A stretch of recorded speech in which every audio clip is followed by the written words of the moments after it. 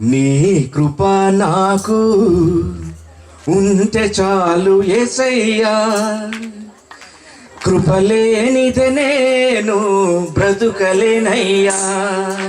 నీ కృప నాకు ఉంటే చాలు యేసయ్యా, కృపలేనిదే నేను బ్రతుకలేనయ్యా. ఆమేన్ ఆమేన్ హల్లెలూయా యేసయ్యా, నీ కృపయే నాకు చాలయా. గ్లోరీ ఆమేన్ ఆమేన్ హల్లెలూయా యేసయ్యా, నీ కృపయే నాకు చాలయా. అందరూ నాతో పాటు ఆమేన్ ఆమేన్ హల్లెలూయా అని చెప్పండి. ఇది నేర్చుకోండి, ఇది మీరు మీకు ఇచ్చి వెళ్ళిపోతాను. హల్లెలూయా.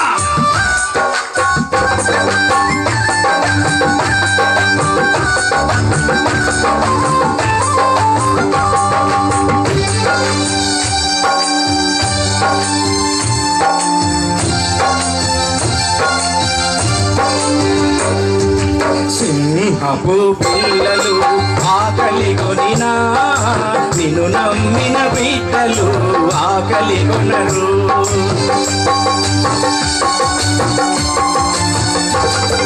సింహపు పిల్లలు ఆకలి కొనినా, నిన్ను నమ్మిన బిడ్డలు ఆకలి కొనరు. జీవహారం నీవే నా యేసయ్యా, జీవజల పూట నీవే మెస్సయ్యా. జీవహారం నీవే నా యేసయ్యా, జీవజల పూట నీవే మెస్సయ్యా. ఆమేన్ ఆమేన్ హల్లెలూయా యేసయ్యా, నీ కృపయే నాకు చాలయా. మన ప్రభు అయిన యేసుక్రీస్తు నామంలో మీ అందరికీ శుభములు చెబుతున్నాను. నీ విశ్వాసం అనే ఈ ప్రోగ్రాంకి వింటున్న మీ అందరికీ నా హృదయపూర్వక వందనాలు. ఈరోజు దేవుని యొక్క వాక్యంలో నుంచి కొన్ని మాటలు నేర్చుకుందాం. బైబిల్లో యెహోషువ, నెహెమ్యా అను ఇద్దరు భక్తుల యొక్క జీవితాల్లో నాకు ఇష్టమైన మాటలు మీతో పంచుకుంటాను. యెహోషువ గ్రంథంలో 10వ అధ్యాయం 12వ వచనంలో ఈ విధంగా రాసుంటుంది. అదేంటి అని అంటే, ఇశ్రాయేలీలందరూ కూడా యుద్ధానికి వెళ్తారు. అయితే సాయంకాలం అవుతూ ఉంటుంది. శత్రువులు వీళ్ళ మీదకి యుద్ధం చేస్తూ గెలుస్తూ వస్తున్న పరిస్థితులు కనపడతా ఉంటాయి. అప్పుడు యెహోషువ ఏం చెప్తాడంటే, సాయంత్రం అస్తమయం అయిపోతే ఇశ్రాయేలీలు ఓడిపోతారని అర్థమవుతూ ఉంటుంది. అప్పుడు సృష్టిని అంతా కూడా తన కంట్రోల్లోకి తీసుకుంటున్నట్లు ఉంటుంది. ఆ మాటను ఒకసారి మీ ముందు ఉంచుతాను. 10వ అధ్యాయం 12వ వచనంలో ఇలాగ రాస్తుంది. యెహోషువ యెహోవాకు ప్రార్థన చేసెను. సూర్యుడా నీవు గిబోయన్లో నిలువుము, చంద్రుడా నీవు అయ్యాలో లోయలో నిలువుము. జనులు తమ శత్రువుల మీద పగ తీర్చుకొను వరకు సూర్యుడు నిలిచెను, చంద్రుడు ఆగెను అను మాట యాషారు గ్రంథంలో రాయబడి ఉన్నది కదా. దాని కింద చెప్తున్నాడండి 13, 14 వచనాల్లో, సూర్యుడు ఆకాశ మధ్యమున నిలిచి ఇంచుమించు ఒక్క నాడెల్లా అస్తమింప త్వరపడలేదు. నేను ఇప్పుడు చెప్పాలనుకున్న మాట ఇది. యెహోవా ఒక నరుని మనవి వినిన ఆ దినము వంటి దినము దానికి ముందుగే గాని దానికి తర్వాతనే గాని ఉండలేదు. నాడు యెహోవా ఇశ్రాయేలీల పక్షము యుద్ధం చేసెను. హల్లెలూయా. నేను చెప్పాలనుకున్న మాట ఏంటి అని అంటే, యెహోషువ గురించి ఒక టైటిల్ హీరో ఆఫ్ ఫెయిత్ అని, ఒక గొప్ప లీడర్ క్వాలిటీస్ అని ఉన్నాయని చెప్పిన ఆ మాటల్లో ఇక్కడ దేవుడే యెహోషువ గురించి ఇచ్చిన టైటిల్ అదేంటంటే, ఒక నరుని మనవి వినిన వంటి దినము దానికి ముందే కానీ తర్వాత కానీ ఉండలేదు అని రాస్తుంది.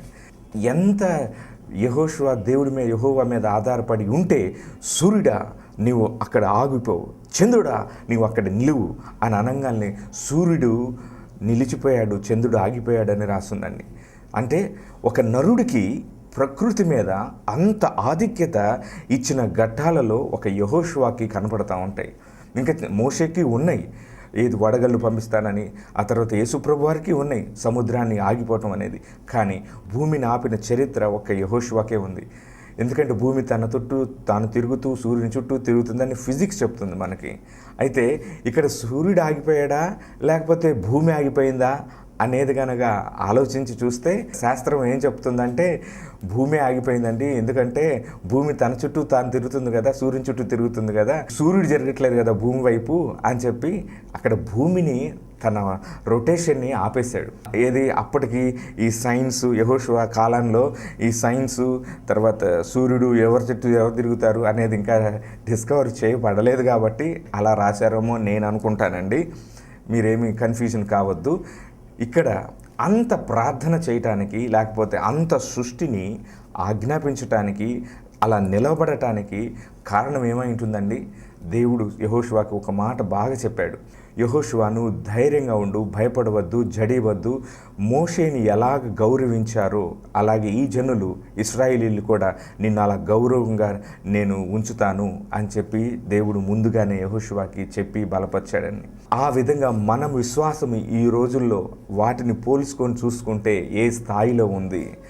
మనకి దేవుడు అంత గొప్పగా ఒక నరుని మనవి వినిన వంటి దినము దానికి ముందే కానీ తనకు తర్వాతే కానీ లేదు అని అంటే నేను మాత్రం ఆ మాట ఒప్పుకోలేనండి. ఎందుకంటే పరిశుద్ధాత్మ మనతో ఉన్నాడు కాబట్టి అంతకంటే గొప్పగా మనం ఉండాలని ఆయన తండ్రి చిత్తం. అందుకనే హీబ్రూస్ 11:39లో ఇలా రాసింది, అయినను మనము లేకుండా వారు సంపూర్ణులు కాకుండా నిమిత్తము దేవుడు మరి శ్రేష్టమైన దాన్ని మనకి దాచి ఉంచాడు అని రాసిందండి. అంటే యేసుక్రీస్తు రక్తమునందు కడగబడిన వారు ఉండే ప్రదేశం వేరు, యేసుక్రీస్తులో కడగబడి రక్తంలో కడగబడి పాపక్షమాపణ పొంది మారుమనసు పొందిన వారు ఉండే ప్రదేశం మరి శ్రేష్టమైనది. అదే నూతన యెరూషలేము. అదే పాత నిబంధన భక్తులందరూ కూడా ఎక్కడ ఉంటారు అని అంటే వారు నూతన ఆకాశంలో ఉంటారు. మరి నూతన భూమిలో ఎవరుంటారు? ఆ 4 ప్రదేశాలు ఉన్నాయండి. నూతన ఆకాశం, నూతన భూమి, నూతన యెరూషలేము, సియోను అని. పెళ్లి చేసుకోకుండా దేవుని కొరకు ఉన్నవారు సియోనులో ఉంటారని, దేవుడి కొరకు చనిపోయిన వారు తర్వాత పెళ్లి చేసుకొని గొప్పగా సేవ చేసి తర్వాత గొప్పగా ఈ గొర్రెపిల్ల రక్తం నందు కడగబడిన వారు నూతన యెరూషలేములో ఉంటారని, మరి పాత నిబంధన గొప్ప భక్తులు ఉన్నారు కదా, వారు గొర్రెపిల్ల రక్తంలో కడగబడినప్పటికీ ధర్మశాస్త్రం కింద ఉన్నారు కాబట్టి వారు నూతన ఆకాశంలో ఉంటారని, మరి నూతన భూమిలో ఎవరుంటారు అని అంటే భూమి మీద ధర్మశాస్త్రం లేకుండానే ధర్మశాస్త్ర సంబంధమైన మంచి క్రియలు చేసిన వారు ఆ తర్వాత దేవుడి తీర్పులో ఎవరిని ఉద్దేశించాడో వారుంటారు. నీకు నాకు తెలియదు ఎవరిని ఉద్దేశించాడు. అందుకని దేవుని జడ్జిమెంట్ని మన చేతుల్లోకి తీసుకోవద్దు, ఎవరిని విమర్శించొద్దు. నువ్వు నరకానికే పోతావు, నువ్వు దానికి పోతావు అని చెప్పొద్దు. హల్లెలూయా. మేము మాత్రమే పరలోకానికి వెళ్ళే వాళ్ళం అని చెప్పుకోవటం భ్రమ. హల్లెలూయా. ఇక్కడ యెహోషువకి అంత లీడర్షిప్ క్వాలిటీస్, అంత జయాన్ని అనుగ్రహించడానికి కారణం ఏంటంటే యెహోషువ అంటాడు, నేను నా కుటుంబము యెహోవాను సేవించేదము. అంటే తను, తన పిల్లలు, తన కుటుంబం అంతా కూడా యెహోవా దేవుని ఆరాధించారట. అయితే నెహెమ్యా గ్రంథంలో కూడా ఒక మాట ఉంటుంది. ఆ భక్తుడి చరిత్రను కూడా చెప్తాను. ఎందుకంటే గొప్ప గొప్ప చరిత్ర కలిగిన భక్తుల యొక్క జీవితాల్లో జరిగిన ఆ సన్నివేశాలు, ఘట్టాలను మన జ్ఞాపకం చేసుకుంటూ ఉన్నప్పుడు మనకు బహు ధైర్యం కలుగుతుంది. ఆదర్శవంతమైన జీవితం జీవించాలి, వాళ్ళు బ్రతికినట్లుగా మనం బ్రతకాలి అని చెప్పి అనిపిస్తూ ఉంటుంది. ఇక్కడ నెహెమ్యా కూడా ఒక గొప్ప భక్తుడై చాలా గవర్నర్ ఆ టైంలోకి ఒక 12 సంవత్సరాలు పరిపాలన చేస్తాడు. ఆ టైంలో ఇతన్ని నిన్ను చంపుతాము, నువ్వు ఇక బతకవు, చూసుకో, నీ సంగతి తెలుస్తాము అని చెప్పి ఒక ఇన్ఫర్మేషన్ పంపిస్తారు, ఒక లెటర్ రాసి పంపిస్తారు. అయితే నెహెమ్యా అంటాడు, ఆ మాట కూడా నాకు చాలా చాలా ఇష్టం. 6వ అధ్యాయం నెహెమ్యా 6వ అధ్యాయం 11వ వచనంలో ఇలా రాసి ఉంటుంది. ఏమంటాడంటే, ఎంతో కొంత అయ్యున్నాడు దేవునిలో కాబట్టి తను అంటాడు, నేను నా వంటి వాడును పారిపోవచ్చునా? ఇంతటి వాడనైన నేను నా ప్రాణమును రక్షించుకొనుటకు గర్భాలములో ప్రవేశింపవచ్చునా? నేను అందులో ప్రవేశింపనంటే నీ అన్నాడు. హల్లెలూయా. ఎంత ధైర్యం కావాలి? ఇంకేంది నీకు చెప్పేస్తారు, ఇంకేంది చంపేస్తారు, బాంబులు పెట్టారంట, మెసేజ్ నీకు చెప్పనీరంట, ఎందుకు అనవసరంగా పోస్ట్ పోన్ చేసుకో, తర్వాత చెప్తూ కుదరలేదని చెప్పు అని చెప్పి మనోళ్ళు అయితే చెప్తారు. అయితే ఇక్కడ నెహెమ్యాకు అలాంటి సిచ్యువేషనే వచ్చినప్పుడు నెహెమ్యా అంటున్నాడు, ఇంతటి వాడనైన నేను నాలాంటి వాడును ప్రాణం కాపాడుకుందామని పోయి గర్భగుడిలో దాక్కోవచ్చునా? కాదు, నేను మాత్రం దాక్కోనను, నేను పారిపోను. అసలు ఏమనుకుంటున్నారు నా గురించి? మీరు నా గురించి ఏమనుకుంటున్నారు? ఇంతటి వాడనైనా నేనంటే ఎంతో కొంత అయ్యాడు, దేవుని దృష్టిలో అయ్యాడు, మనుషుల రాజుల దృష్టిలో కూడా అయ్యాడు. అందుకనే ఆ వ్యక్తం చేసిన ఆ మాట యొక్క శక్తిని చూడండి, దాని వెనక ఉన్న తన యొక్క ఆ ఇంటెన్షన్ కానీ, తనకు దగ్గర ఉన్న ఆ బలం కానీ మనం చూచినప్పుడు మనకి ఇంకెంత విశ్వాసాన్ని ప్రదర్శించాలండి మన జీవితాల్లో. ఇప్పుడు ఎవరైనా ఏదైనా మాట అన్నారు అంటే, నువ్వు దేవుని నమ్ముకున్నావా, మతం తీసుకున్నావా, ఇది అనగానే 4 మాటలు అనగానే కృంగిపోతాం. కానీ అట్లా కృంగిపోకూడదు అనే చెప్పి నేను నెహెమ్యాని మీ ముందు ఉంచుతున్నాను. యెహోషువని ఎందుకు ఉంచానంటే ప్రార్థనలో అంత గొప్ప హీరో, పాత నిబంధనలో గొప్ప హీరో యెహోషువని నేను చూశాను. తర్వాత నెహమ్యాలో ఉన్న ఆ క్వాలిటీని కూడా మీ ముందు పెట్టాను. అంటే మన జీవితాల్లో ఎవరైనా ఏదైనా మిమ్మల్ని వెళ్ళేస్తున్నాం, మా యొక్క సమాజం నుంచి, మా కులంలో నుంచి, మా గోత్రంలో నుంచి మిమ్మల్ని వెళ్ళేస్తున్నాం అని చెప్పి బాధ పెట్టి మిమ్మల్ని హింసించినప్పుడల్లా మీరు ధన్యులు. మీరు ఎదురు మాట్లాడొద్దు, వాళ్ళని దూషణ మాటలు అనొద్దు. మీరు మాత్రం బలం తెచ్చుకొని ఏమని చెప్పాలంటే, దేవుడు మిమ్మల్ని దీవించును గాక, మాకు మరి శ్రేష్టమైన దానిని మీరు అనుగ్రహిస్తున్నారు, దేవుడు కూడా మమ్మల్ని ప్రమోట్ చేస్తున్నాడు. ఎందుకంటే నా నిమిత్తమై మనుషులు మిమ్మల్ని దూషించి చెడ్డ మాటలు పలుకున్నప్పుడల్లా మీరు సంతోషించి ఆనందించండి అని చెప్పాడు. అంటే ఇక్కడ మనము ప్రతికూల పరిస్థితులు వచ్చినప్పుడు భయపడకుండా, జడేయకుండా, ధైర్యంగా దేవుణ్ణి చూపెట్టాలండి. ఆ సందర్భంలో అప్పుడు మాత్రమే మనల్ని బట్టి దేవుడు మహిమ పొందుతాడు. దేవుడు భుజబలాన్ని, బాహుబలాన్ని నీ ఎదుట ప్రదర్శిస్తాడు.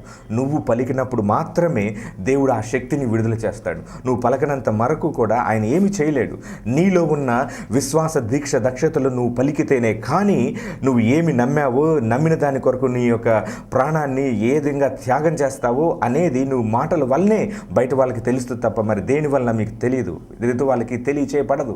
కాబట్టి మీరు వచ్చిన ప్రతి సిచ్యువేషన్ని దేవుడి కొరకు వాడండి, మరిగింపరచకుండా చూడండి. అందుకనే ఇంకొక మాట ఉంటుంది, 2 కొరింథీయులకు రాసిన పత్రిక 2వ అధ్యాయం 14వ వచనంలో ఇట్లా ఉంది, నా ద్వారా ప్రతి స్థలమునందును క్రీస్తును గురించిన జ్ఞానం యొక్క సువాసనను కనపరచుచు ఆయన యందు నన్ను ఎల్లప్పుడూ విజయోత్సాహంతో ఊరేగించుచున్న దేవునికి స్తోత్రం. దేవుడు ఎంత చక్కగా రాశాడు అని అంటే నా ద్వారా ప్రతి స్థలమునందు క్రీస్తుని గురించిన జ్ఞానం యొక్క సువాసనను కనపరుచుచు ఆయన యందు నన్ను ఎల్లప్పుడూ విజయోత్సాహంతో ఊరేగించుచున్న దేవునికి స్తోత్రం. అంటే నువ్వు కష్టకాలంలో, ప్రతికూల పరిస్థితుల్లో ఉన్నప్పుడు నీవు మాట్లాడే భాష, నీవు ప్రదర్శించే నిరీక్షణ, నువ్వు చూపే సాత్వికము, వీటన్నిటిని బట్టి నీకు సువాసన వెదజల్లబడుతూ ఉంటుంది. అబ్బా, వాళ్ళతో సహవాసం చేస్తే కమ్మగా ఉంటుందయ్యా, ఎంత ప్రాణాన్ని తెప్పరిలా చేయబడినట్టు ఉంటుందో అని చెప్పి ఎదుటి వాళ్ళు నీ సహవాసం కోసం ఎదురు చూసినప్పుడు నీవు సువాసనగా పరిగణింపబడుతున్నావు అని అర్థం. లేదు అంటే అమ్మ వద్దురా బాబు, వాళ్ళకి ఏదైనా చెప్పుకున్నావు అనుకో, మనసు బాగాలేకుండా చెప్పుకుంటే వాళ్ళు 10 మందికి చెప్పేస్తారు, ఉన్నది కాస్త ఈ లేనిపోయింది ఎడిషనల్ యాడ్ చేసి చెప్పేస్తారు, వద్దు వాళ్ళతో మాట్లాడకూడదు అని అనుకుంటారు. ప్రార్థన చేయమని ఎవరన్నా చెప్పుకుంటే వాళ్ళ విషయాలు తీసుకుపోయి 10 మందికి చెప్పేస్తారు. ఇట్లా చేయకూడదండి. అప్పుడు మనం సువాసన కాదు, దుర్వాసన కొడతాం ఎక్కడికి పోయినా. మనము పరిమళ వాసనంగా ఉండాలి అంటే ఎల్లప్పుడూ మనల్ని దేవుడు ఊరేగించాలి విజయోత్సాహంతో అంటే మనకు ఉండవలసిన గుణగణాలను చెప్తూ ఉన్నాను. అలాగే ఇంకొక మాట దేవుడు చెప్తున్నాడు, 2 కొరింథీయులకు రాసిన పత్రిక 9వ అధ్యాయం 8వ వచనంలో ఇట్లా రాసుంటుంది, మరియు అన్నిటి యందు ఎల్లప్పుడూ నాలో నేను సర్వ సమృద్ధి గలవాడనై ఉత్తమమైన ప్రతి కార్యమును చేయుటకు దేవుడు నా ఎడల సమస్త విధములైన కృపను విస్తరింపచేశాడు. మనం అట్లా చదువుకోవాలి. ఎప్పుడు? ఎల్లప్పుడూ నాలో నేను సర్వ సమృద్ధి గలవాడనై ఉండునట్లు సమస్త విధములైన దేవుడి యొక్క కృప నా ఎడల విస్తరింపచేశాడు అని నేను అనుకున్నప్పుడు ఇక ఎన్నడూ కూడా నాకు కృపలేని తనం అనేది నా జీవితంలో కనపడదండి. ఎల్లవేళలా ఏ విషయంలో చేస్తున్నా నాకు ఫేవర్ ఆఫ్ ద లార్డ్ కనపడుతూ ఉంటుంది. నా బిజినెస్లో కనపడుతుంది, నా వ్యవసాయంలో కనపడుతుంది, నా పాడి పరిశ్రమలో కనపడుతుంది, నా పిల్లల చదువుల్లో కనపడుతుంది. ఇక నేను చేయనది యావత్తును నాకు అంతా కలిసి వస్తూనే ఉంటుంది. ఒకవేళ నాకు కలిసి రాకపోయినా నేను మాత్రం ఎల్లవేళ నా దేవుని యందు ఆనందిస్తూనే ఉంటాను. దేవునికి స్తోత్రం. కలిసి వస్తేనే కృతజ్ఞత ప్రార్థన, నష్టాలు వస్తే లేకపోతే కష్టాలు వస్తే కృతజ్ఞత ప్రార్థన లేదు అని అనుకునే భాష కాకూడదండి. ఎప్పుడైనా కష్టం వచ్చినా, నష్టం వచ్చినా అవన్నీ మాకు టెంపరీ. ఎల్లప్పుడూ మేము దేవుని యందు ఆనందించడం, సంతోషించడం నేర్చుకుంటే మా జీవితాల్లో ఎల్లప్పుడూ సంతోషం, ఆనందం విలేతాండం చేస్తా అనుకోవాలి. చాలామంది జీవితాల్లో ఎందుకు ఈ విధంగా సర్వ సమృద్ధి ఉండదు అని అంటే వారి ఆలోచన సరిగ్గా బైబిల్ని బేస్ చేసుకొని ఉండదు కాబట్టి ఉండకపోవచ్చు. వాళ్ళ ఆలోచన సరళి బైబిల్ని బేస్ చేసుకుని ఉందంటే వాళ్ళు నిశ్చయంగా సర్వసమృద్ధి గలవారు అవుతారు. నేను ఒక 2 ఉదాహరణలు చెప్తాను. ఒక ఆయిల్ అండ్ గ్యాస్ ఇండస్ట్రీలో ఒక గొప్ప ఇండస్ట్రీ ఉంది. అదే కొన్ని కారణాల వలన ఆ ఇండస్ట్రీలో ఉన్న ఆయిల్ అండ్ గ్యాస్ ఆగిపోయింది, రాలేకపోయింది.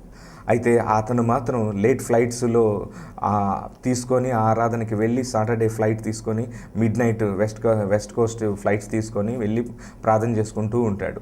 ఆయన మాత్రం నమ్మి విశ్వసిస్తే, దేవా నేను సమృద్ధి గలవాడినై ఉండాలి, నా బావుల్లో పెట్రోల్ గ్యాస్ లేకపోయినా దేవదూతను పంపించి నువ్వు గ్యాస్ని మళ్ళీ ఫిలప్ చేయదేవా అని అనుకుంటా చెప్తా వస్తా 2-3 సార్లు కాదండి, 10 సార్లు, 20 సార్లు, 30 సార్లు, 40 సార్లు గ్యాస్ డ్రిల్లింగ్ చేస్తూనే ఉన్నాడు.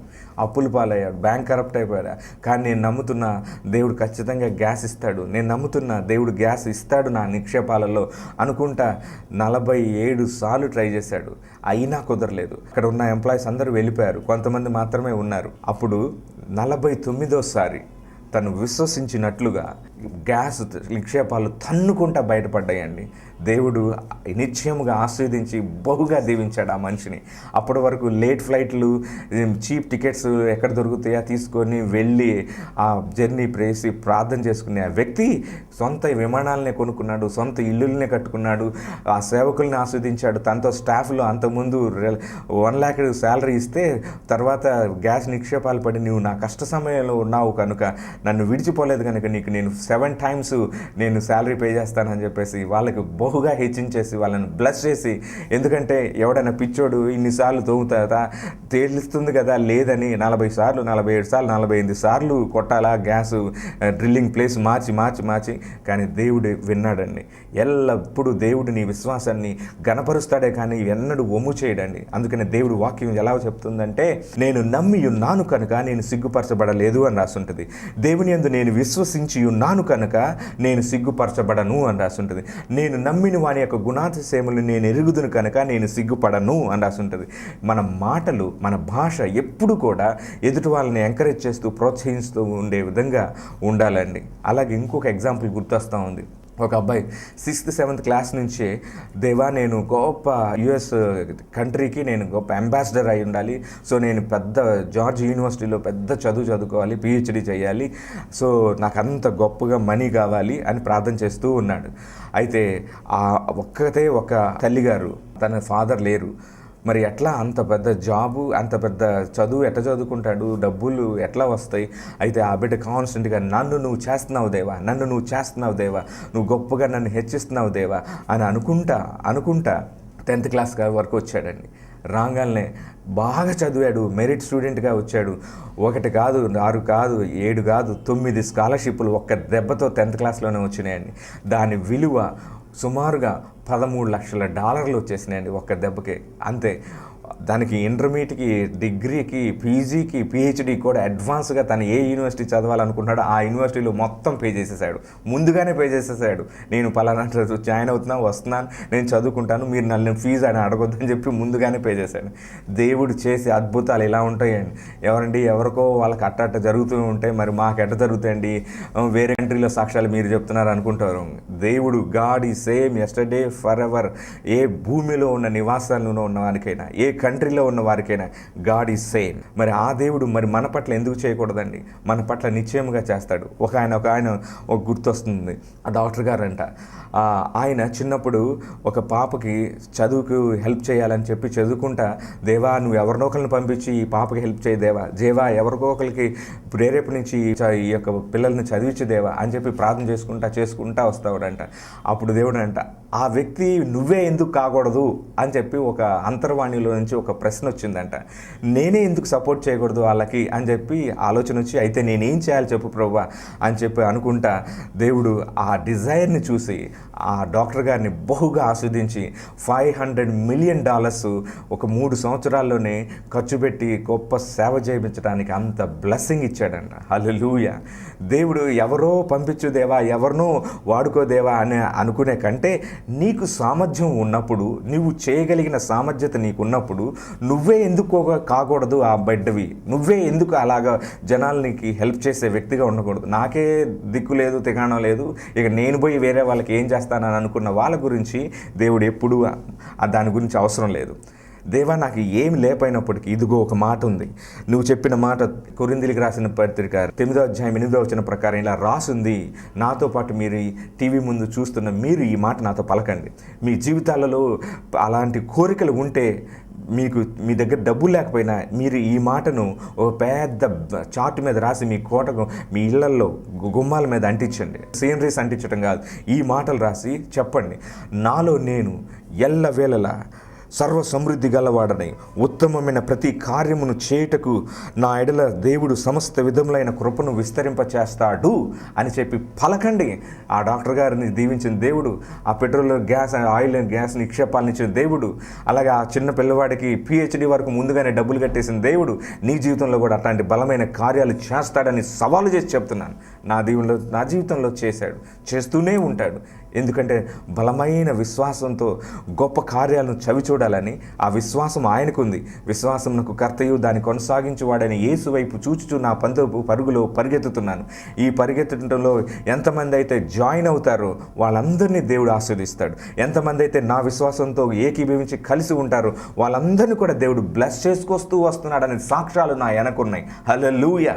నా సాక్ష్యాలు ఉన్న వాళ్ళని ఇంటర్వ్యూలు తీసుకోండి. మీరు ఏం జరిగిందండి, మీకు ఎలా జరిగిందని అంటే వాళ్ళే చెప్తారు, ఇదిగో ఇలా జరిగిందని. నాకుగా నేను చెప్పుకునే కంటే దేవుడు మన గురించి వేరే వాళ్ళు సాక్ష్యం ఇస్తున్నప్పుడు అది ఘనతగాను ఉంటుంది. హల్లెలూయా. అదేవిధంగా దేవుడు ఇంకొక మాట చెప్తున్నాడు, మత్తయి సువార్తలోనే చెప్పాడు, మీరు 100 60 30 ఫలించండి అన్నాడు. ఎందుకు ఈ కేటగిరీ పెట్టాడు? అందరినీ 100 ఆస్వాదించాడు అని ఆ స్టేట్మెంట్ ఇవ్వచ్చుగా. ఎందుకు ఈ డివిజన్స్ చేశాడని ఎప్పుడైనా మీరు అనుకున్నారా? మీరు ఎప్పుడు తండ్రి ఉద్దేశం ఏంటి అని అంటే మీరు 100-fold బ్లెస్సింగ్లో ఉండాలని, దేవుడి యొక్క చిత్తాన్ని నెరవేర్చగలిగే బిడ్డలుగా ఉండాలని. అందుకని దేవుడు ధర్మశాస్త్రంలో ఎప్పుడు చెప్పాడు, మీరు పేదవాన్ని, విధవరాణులను, దిక్కులేని పిల్లలను, అనాథలను, పరదేశీలను మీరు ఆస్వాదించండి, వారికి మీ ముఖం తిప్పుకోవద్దు అని చెప్పి దేవుడు స్పష్టంగా రాశాడు. మరి అది చెయ్యాలి అంటే నీకు ఉండాలిగా. నీకు ఉంటేనే కదా పర్లకు హెల్ప్ చేసేది. అప్పులు చేసి హెల్ప్ చేయడం కాదండి. లేనిపోయిన అలాంటి వెంచర్స్ చేయొద్దు. క్రెడిట్ కార్డుల మీద వాడి మీరు నేను దేవుడికి ఇచ్చానని చెప్పేసి చివరికి అట్లాంటి ఏమీ అనుకోవద్దు. మీకు ఉన్న దాంట్లోనే దేవుడికి ఇవ్వటం మొదలుపెట్టండి, దేవుడు బ్లెస్ చేస్తాడు. అంతేకాదు, ఇంకా దేవుడి యొక్క మాటల్ని చూచినప్పుడు యేసయ్య మనసును అర్థం చేసుకోవాలండి. దేవుడు ఏం చెప్పాడంటే, ఒక స్నేహితుడు తను చుట్టాలు వచ్చారు, అయ్యా మా దగ్గర రైస్ లేదు, లేకపోతే డబ్బులు లేవు అని అనుకున్నప్పుడు, వెళ్ళయ్యా చలి కాసుకో, లేకపోతే వేరే వాళ్ళు సహాయం చేస్తారు, మేమైతే ప్రార్థన చేస్తాము అని చెప్పి అని అంటారండి. అయ్యో, నా స్నేహితుడు వచ్చి నా తలుపు తట్టి అడుగుతుంటే నేను అడిగి లేదని చెప్తాను. నో, ఆగు, అయితే ఇక్కడ ఏమేమి ఉన్నాయి మొత్తం అని దాని దగ్గర ఉన్నాయని ఇచ్చి, ఓకే వెళ్ళు, సరిపోతాయి, లేకపోతే మళ్ళీ రా, ఏం ప్రాబ్లం లేదు, నువ్వు వాళ్ళని జాగ్రత్త చూసుకో అని చెప్తారు. అట్టి స్నేహితులు మనకుంటే ఎంత బాగుండో. సరే, మనకుండటం పక్కన పెట్టేయండి, మనము ఎవరికైనా అట్లా స్నేహితులుగా ఉన్నామా? ఒకళ్ళు మనకు ఉండాలి అని అనుకునే కంటే మనము ఎవరికైనా అట్లాంటి స్నేహితులుగా ఉన్నామా? ఉంటే నువ్వు ధన్యుడు, లేకపోతే నువ్వు ఆ విధంగా ఉండటానికి ప్రయత్నించు. అప్పుడు కోరుకోవాలండి. స్నేహం అంటే అది ఎట్లా, నాకు అతనితో ఉంటే చాలు, మేము ఇద్దరం ఎక్కువ టైం ప్రేయర్లో గడుపుతాం, ప్రేయర్లో స్పెండ్ చేస్తాం, అది దేవుడి చిత్తమైతే చెయ్యాలి అని కోరుకుంటాం అని చెప్పి అలా మాట్లాడుకోవటంలో ఆశీర్వాదం ఉంది, దీవెన ఉంది. మీకు ఐశ్వర్యం, ఆశీర్వాదం, ఆయుష్, అభిషేకం కొలత లేకుండా కుమ్మరించబడుతుందండి. దేవుడి వాక్యాలు, నా మాటలు వినండి. మీరు నా మాటల్లో ఉన్న సారాంశాన్ని మీరు గ్రహించండి. అదేంటి అంటే, నాలో నేను ఎల్లవేళలా సర్వ సమృద్ధి కలిగిన వాడవై ఉండుటమే దేవుని యొక్క చిత్తం. ఆ చిత్తాన్ని నువ్వు నెరవేర్చాలి అని అంటే దేవుడి వాక్యంలో ఆయనతో పెనవేసుకొని ఆయన మాటల్ని ఎప్పుడు ఎల్లవేళలా ధ్యానిస్తూ అలా శుభవచనాలనే పలుకుతూ ప్రేమను పంచిపెట్టడమే నీ జీవిత కోరికగా ఉన్నప్పుడు దేవుడు నిశ్చయముగా నిన్ను ఆస్వాదిస్తాడు. నువ్వు ఒక ప్రత్యేకమైన వ్యక్తిగా దీవించబడతావు. నీ పంట పొలాలు మునిగిపోయి, వాగులన్నీ కొట్టుకుపోయి, పరిస్థితులన్నీ దారుణంగా ఉన్నప్పటికీ అధైర్యపడవద్దు, ధైర్యంగా ఉండు. ఇక పంట పాడైపోయింది అని అనుకున్న దేవుడు మళ్ళీ వాటిని చిగురింపచేస్తాడు. జీవం లేని వాటికి జీవం పోస్తాడు, సహాయం చేస్తాడు. నువ్వు మాత్రం ధైర్యాన్ని విడవద్దు, ధైర్యంగా ఉండు. దేవుడు నీకు సహాయం చేస్తాడు. నాతో కలిసి ఈ మాటలు వింటున్న మీ కొరకు నేను ప్రార్థన చేస్తాను. దేవుడు మిమ్మల్ని బహుగా హెచ్చిస్తాడని, ఆస్వాదిస్తాడని, నడిపిస్తాడని నేను నమ్ముతున్నాను. నేను నమ్మిక ఉన్నాను కనుక నా నమ్మిక ఎన్నడూ నన్ను ఒమ్ము చేయదు, సిగ్గుపరచదు. మీ తరపున నేను నమ్మి ఉన్నాను కనుక మీకు అట్లాంటి దేవుని ఆశీర్వాదం వస్తుంది. ఒకసారి కళ్ళు మూసండి, దేవుని సన్నిధిలో ప్రార్థన చేసుకుందాం.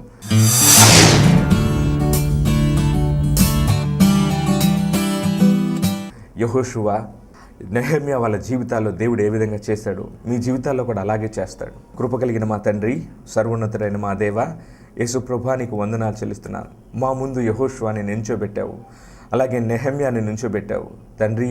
వాళ్ళ యొక్క జీవిత చరిత్రలో సంభవించిన ఘట్టాలను మేము చూసినప్పుడు యెహోషువ ప్రార్థన విన్న దేవా, ఒక నరుని మనవి వినిన వంటి ఆ దినము దానికి ముందే కానీ దానికి తర్వాత కానీ లేదు అని చెప్పి నాయన ఇశ్రాయేలీలు ఓడిపోతున్నారు అని చెప్పుకున్నప్పుడు, ఇశ్రాయేలీలు గెలవాలి అంటే నాయన సూర్యుడు నిలవాలి, సూర్యము పగలు కనపడాలి. అప్పుడు ఆ విధంగా ప్రార్థన చేసినప్పుడు నువ్వు ఆ ప్రార్థన విన్నావు, జవాబు దయచేసి పెట్టావు. అలాగే గొప్పగా నెహెమ్యా ఎన్నో గొప్ప కార్యాలు చేశాడు కనుక, ఎంతో గొప్ప వాడై ఉన్నాడు కనుక, ఇంతటి వాడనైన నేను, నాలాంటి వాడును ప్రాణం కాపాడుకోవటానికి గర్భాలయంలో దాక్కోవచ్చునా? నో, నేను అట్లా చేయను అని చెప్పి విశ్వాసంలో చెప్పడానికి ఎంత ధైర్యం ఇచ్చావు. అలాగే ఇప్పుడు నా మాటలు విన్న నీ బిడ్డలకు కూడా అలాంటి ధైర్యాన్ని ప్రసాదించమని వేడుకుంటున్నాను. వారు వెళుతున్న ఏ శ్రమల్లో అయినా, శోధనలో అయినా, దేవా ప్రతికూల పరిస్థితుల్లో అయినా, కష్టంలో దుఃఖంలో ఉండినప్పటికీ దేవా ఒక్కసారి వాళ్ళని జ్ఞాపకం చేసుకో, వాళ్ళ కష్టాన్ని కన్నీటిని తుడిచివేయమని నీ సన్నిధిలో వేడుకుంటున్నాను. అలాగే వాళ్ళు ఇప్పుడు ప్రేమించే మనసుగా ఉండటానికి సహాయం చేయమని వేడుకుంటున్నాను. నీ మహిమలో వారి యొక్క ప్రతి అవసరతను తీర్చినందుకై నీకు స్తోత్రములు. వారి